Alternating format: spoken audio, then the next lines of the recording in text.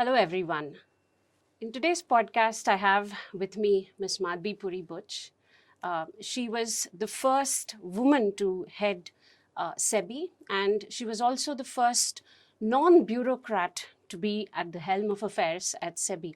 Welcome to the podcast, ma'am. Thank you for having me. Thank you so much for agreeing to do this. You said that we should use AI in terms of getting people on board, financial inclusion, literacy, etc. Now, AI is also, helping organizations, and many people are losing their jobs because of AI. Should youngsters be worried about it? If youngsters don't want to reskill and learn on a continuous basis, they should worry. Okay. Because in this environment, skills will become redundant faster and faster. Right. But if you're willing to learn, and learning has become so much easier now. You know, the way that AI assists you in your learning, learning has become easy. It has become intuitive. Right. So it doesn't take that much effort to really learn and reskill yourself. So if a person is willing to be on a continuous learning path, I think the opportunities far outweigh the risks, far outweigh. But if someone says, I finished my studies, now I should go work, and for lifetime I should be guaranteed and I'm entitled to a job and earning with this skill set that I acquired, and for 30 years this should last me, then they should worry. Okay. So, but I'm really an optimist. It's the way that, you know, the fear of the computer when it came, you know, so many jobs will be lost. What happened? It only fueled more growth, not less. More jobs were created, not less. So here also, if people are willing to embrace the technology and be willing to learn and relearn and reskill, I think the opportunities are huge. It's going to be it's already a wonderful world. It's going to become an even more wonderful world. But if you just want to rest on your laurels of 30 years ago, So just before we close, quick questions just to understand, about your life, in total. Who's your favorite role model? So my role model has not changed from the time that I was a student. Okay. And my role model was Walt Disney. Oh, okay. Why? I mean, you would say, you know, Walt Disney, really? What does that have to do with anything that I've done in my life? I think the reason for his being my role model is that if you see what Walt Disney did, he created experiences experiences for human beings out of nothing. Absolutely. Right? Out of nothing. So when you say infinite return on investment, he started with nothing other than his imagination. And if you go to Disneyland or if you watch a child watching a Disney movie, the sheer joy on their face, and why children, even adults? Absolutely. I'm saying you started with nothing other than your imagination, and I'm sure how many naysayers he must have had, right? To imagine that, you can build these Disney parks and that millions of people will come. I mean, I'm sure people would have thought he was mad, but it did. And what that created out of nothing, to me, is an example of infinite return on investment. So it's that concept which I like, that if you really allow your imagination to go somewhere, and you have the conviction of being able to execute. I mean, his execution was flawless, right? If you go to a Disney World, the experience that a child has is just amazing. So how do you have the imagination and the execution to create something out of nothing? Okay. So that concept appeals to me a lot, and that has never changed since then. Okay. So what is Ms. Madhabi doing now? Are you writing a book, or what are you doing now? After SEBI. I told you I'm a very action-oriented person, so writing a book is not my cup of tea at all. Okay. So I am actually doing something that's really fun and exciting. It's I've chosen to focus on the oncology space and biomedical space, but the overlap with technology. So I have put together an initiative which is called the biostack DPI. So it's designed to be digital public infrastructure in the biomedical space to facilitate low-cost drug discovery and research. Okay. And I'm just amazed at the kind of support that so many experts, because I'm not from this field, right? So my the only skill I bring to the table is to manage complex projects. So there are so many experts in the field of medicine, in the field of research, in the field of technology, but you need to marry it all together to create this infrastructure, which is actually, you know, sort of going to be hopefully very, very accessible and will actually create a huge ecosystem of research, which is low-cost research, frugal innovation, which India is so good at doing. In order to really, you know, find cures for cancer which are low cost, because the West is moving at breakneck speed on targeted therapeutics and customized therapeutics, which are very expensive. And our population cannot afford that. So we need an alternative approach to cancer cure, and the science exists.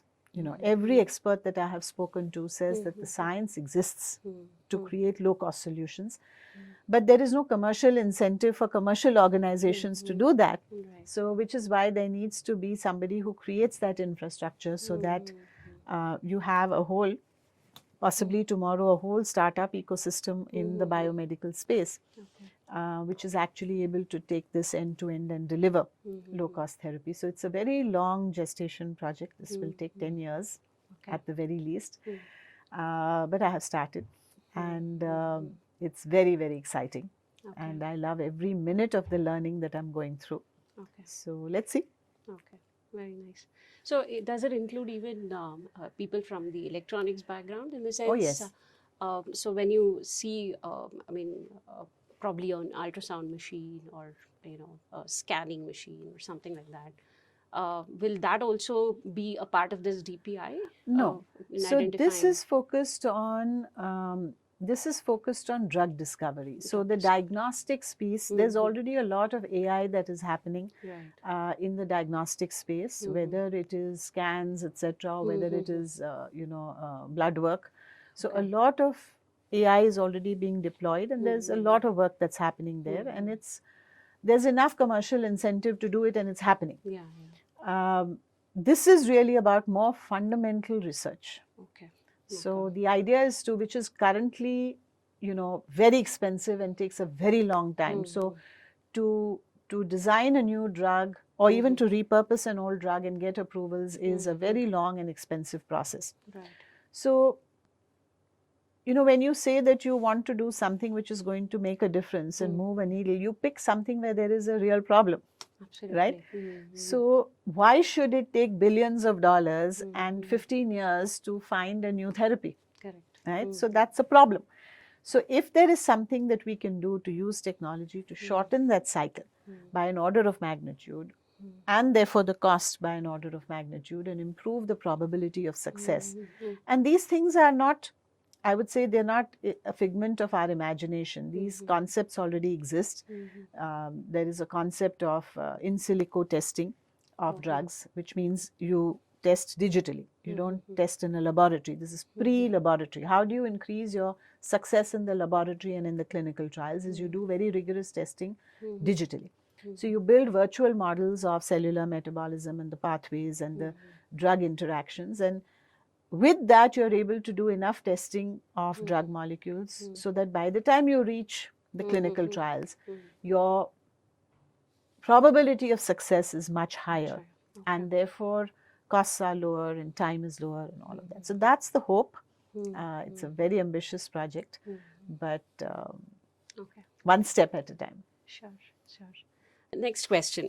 If you could give one piece of advice to a 25-year-old Madhabi, what would it be? Well, you know, fortunately, I narrated the story, I think, at one of the sessions yesterday. Fortunately, my boss did that for me. And he read me the Riot Act and said that if I don't embrace technology, as a young officer, and he said it very bluntly, if you don't make technology your friend, you have no place to grow in this bank. Okay. In those many words. So I'm saying, fortunately, that advice came At a very early, very sharply, very strongly. And I think the only thing I did right was to accept that advice and take it seriously. So I think, if I had to give advice to myself before that, I would say yes, and I laughed and I said I didn't take a single IT elective course during my management days. I just thought that was for the IIT nerds, and I didn't.